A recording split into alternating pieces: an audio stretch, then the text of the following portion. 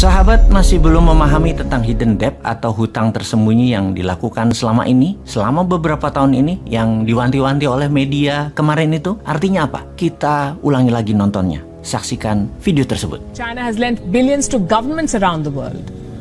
A lot of these loans were given in secret. We're calling them China's hidden loans. And they're burning a hole in the pockets of the borrowers.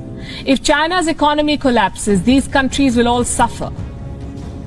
And that's just part of the problem. Hidden debt hurts all of these countries. Let me give you the example of Indonesia here.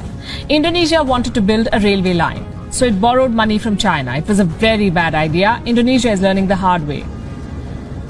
It took $4.5 billion from China for this railway line. The project was launched in 2015. 6 years later, the cost of the project has shot up to well over $8 billion, from $4.5 to $8 billion, almost double of what was initially agreed.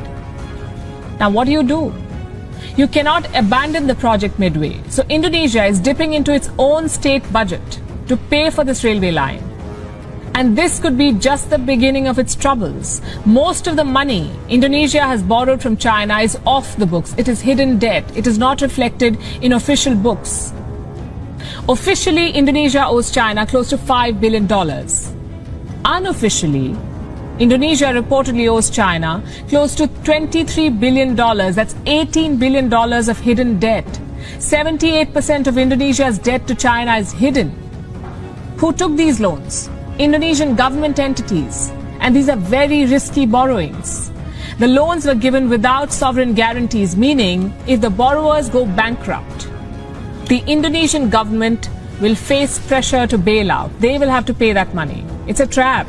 Kita jelaskan sekarang, begini logikanya. Indonesia kan negara sosialis elitis di dalam mengelola ekonominya. Dan apa itu sosialis elitis? Agen perubahan atau penggerak roda ekonominya adalah BUMN. Sosialis adalah aliran bernegara yang heavy on government. Dan rakyatnya hanya penonton, diam saja. Yang bergerak semuanya pemerintah. Peraturannya ketat, yang mengerjakannya adalah orang-orang pemerintah. Kalau seperti Taiwan, Jepang, Korea Selatan, dan Partai Republik Amerika, mereka adalah kapitalis yang berpihak kepada swasta. Taiwan, Korsel, dan Jepang sosialis akar rumput atau bottom up. Partai Republik Amerika top down atau kapitalis elitis. Oke, kita jelaskan sebentar ya. New Mind adalah kapitalis akar rumput, pro UKM. Maaf, jelasin sedikit agar menjadi pemahaman para sahabat tentang New Mind. Kita balik ke topik tentang kelolaan BUMN di Indonesia yang mungkin di dunia hanya Indonesia yang melakukan hal itu. Satu-satunya di dunia. BUMN adalah badan usaha milik negara. Jelas ya untuk hal ini. Bentuknya korporasi. Kalau korporasi berhutang, maka yang nanggung adalah pemiliknya. Sekarang pertanyaannya, kalau BUMN berhutang